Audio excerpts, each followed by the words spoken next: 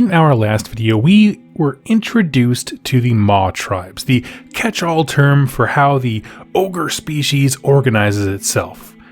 These tribes of ogres build their religion, their government, and their lives off of their perpetual need to feed, seeing Gorkamorka as the great devourer of the realms, and themselves as an extension of Gorkamorka, who they revere as the Gulping God. Their mission is the consumption of all things, and for survival, and as a means of worship to their great deity. Now in that video I focused primarily on the Gutbusters element, right? The ogres that never had a battle tome before, but were brought into the greater army that is now Mawtribes alongside today's topic. And in that video I explained that there's a distinct subculture of ogres called the Beastclaw Raiders, and that's who we're going to be talking about today. One thing I want to add up top is that any Mawtribe can contain pockets of Beastclaw Raider units. It's not a this or that, right? They're not like so starkly separated. A Mawtribe that hunts in Gur can have 99% Gutbuster units, and then a small group of like Mournfang Cavalry, for example, or just a pair of Beastclaw Raider units with them. But because of the unique curse and blessing that was placed upon this pocket within the ogre race, when enough get together, they form a unique subculture. This curse and blessing is the defining trait of the Beastclaw Raiders, and that is, of course, the Everwinter. A supernatural ice storm that constantly follows any Beastclaw Raider Alfroston. This is like how they're, what they would call a war glut, like their military structure is an Alfroston. And this storm that follows them has the intensity of a mobile ice age, constantly at their heels. The life of a Beastclaw Raider is one of constant motion, running ahead of this storm, and to aid in this, they often ride colossal mounts, right? Mournfang, Stonehorns, Thundertusks, creatures that can survive the extreme cold and, as an added bonus, share in the hunger that drives the Beastclaw Raider ogres themselves. The exact origin of the Everwinter is still unclear. Honestly, I was kind of hoping that this battle tome would clarify a few things. They really just kind of reiterated stuff that was in the old one. But there are a few kind of mentioned theories that I wanted to touch on. Some say that way back in the Age of Myth, the Beastclaw Raiders, as we know them now, were Gorkamorka's scouts and vanguard when he went to war with bigger creatures and bigger armies and things like that, until at some point they betrayed their god in some way, and so the Everwinter is therefore a curse that was placed upon them. Some also, kind of in that same vein, think that at some point Sigmar was the one who cursed them with this storm, so it's kind of two similar origin stories, that a god had cursed them with this. Lastly, there's the legend of how a Beastclaw Raider army opened up a prison of some kind of like winter god, some winter force that Nagash had imprisoned there. And so these powers, I guess, clung to the Beastclaw Raiders, gifting them, with more of a positive side, with endless cold. None of those legends are confirmed. Remember, this is a culture with absolutely no writing, no detailed history. All accounts that they pass down are through oral traditions from a race that isn't particularly great at talking and communicating. What is confirmed, though, is that the Gutbusters, which is basically just any ogre that doesn't have the Everwinter chasing them, see the storm as a clear curse of Gorkamorka and generally want nothing to do with the Beastclaw Raiders. Kind of see them as like outcasts, right? They acknowledge they're part of the same race. They'll, befriend Beastclaw Raiders over any other race, really, but at the end of the day, they don't like them that much. And so how is it that these factions can work together? Well, it goes back to what we discussed yesterday, and that is that might makes right. If you're in a war glut and you come upon the Alfroston of a Beastclaw Raider army, right? This is their two military structures clashing together, and you lose, any survivors are absorbed into that Beastclaw Raider army. And while Frostlords loathe to admit it, Gutbusters, those ogres on foot, have a lot of usefulness. Likewise, if the war glut wins the combat, they absorb the Beastclaw Raider survivors. And with the incredible long lifespan of ogres, how much they're constantly moving to hunt or run away from the ice storm, whatever it is, they run into each other a lot over time. And that's how you can get this cool little intermingling and how pretty much any army, any Maw tribe can represent any mix of units. The only time they don't really fight to absorb one another is if they see a common enemy and there is decidedly enough food for both of them to walk away winners. Right? If the target is big enough and the food reward is appetizing enough, they can work together, but that truce is kind of generally short-lived. At the end of the day, these are, however, still ogres. A lot of what we talked about yesterday directly applies to them as well. A society based on hunger, hunting, and foraging, living in perpetual motion. But the difference is that they have adapted to a particular environment. Right, and that's that snow-wreathed hellscape that follows them, and they carry that environment wherever they go. Now, as far as how they move and how they hunt and things like that, they are not bound to the concentric hunting pattern rings that I talked about yesterday. Instead, they kind of just go wherever they can find food and warmth.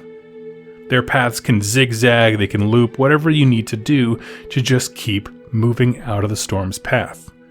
Now, one thing that was added to their lore that I do like was that the Beastclaw Raiders were really affected by the Necroquake.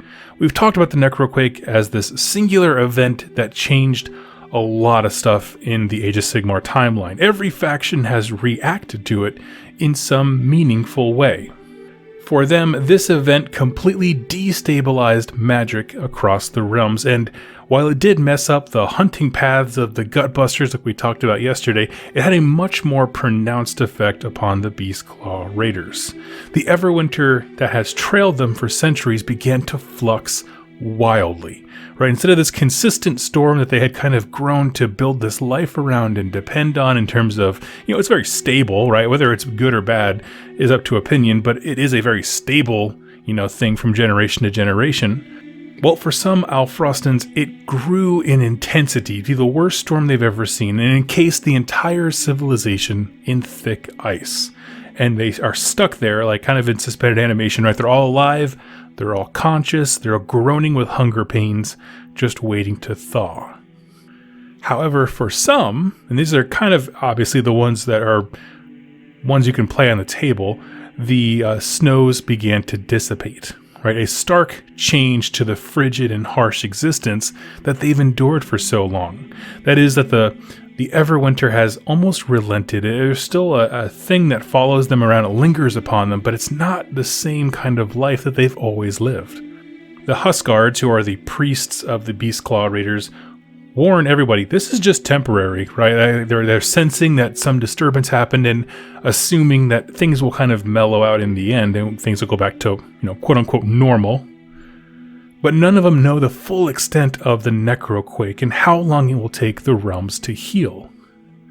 And again, this is another way where we can see reasonably why Gutbusters and Beastclaw Raiders have a reason to work together, right? Because if you push them away because something's wrong because you're clearly cursed by Gorka Morka, and then the storm goes away, does that mean he lifted his curse? They don't know, right? We as the readers know, oh no, there's something much bigger going on, but they don't understand that within the story.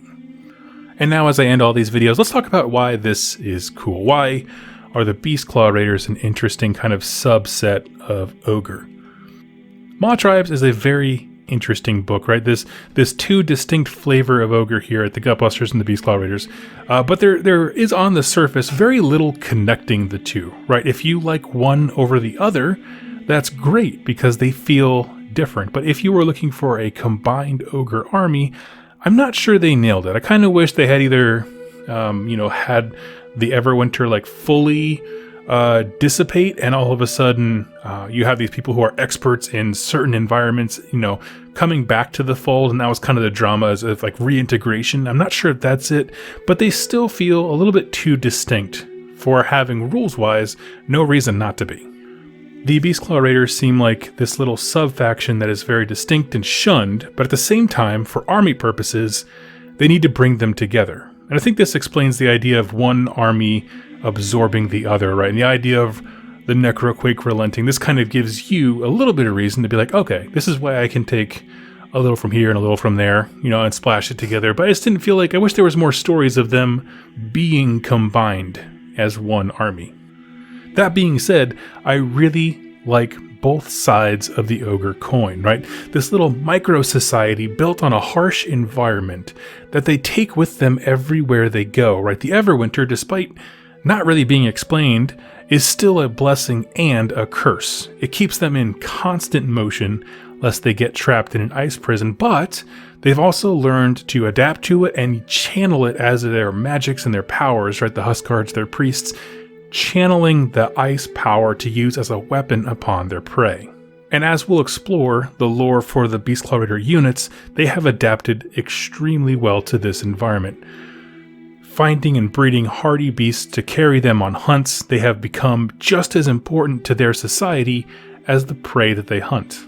And all in all, I got the same kind of vibe that I did when I read the Sylvaneth book, right? Where the Sylvaneth, if you haven't seen it, they have this little subculture called the Outcasts, right? This kind of, malign group with a little mysterious origin that no one really knows about. They can all work together, but the Outcasts are kind of pushed away a bit. And with the Everwinter relenting a bit, I kind of feel that same thing, right? There is Mawtribes with a capital M, and then there's also this subsection called Beastclaw Raiders, who are fully part of the army and can be integrated, whenever you're building the list, completely and utterly. And there's great reasons to have a mix of things lore-wise, but they do seem kind of to be a subset off to the side a little bit.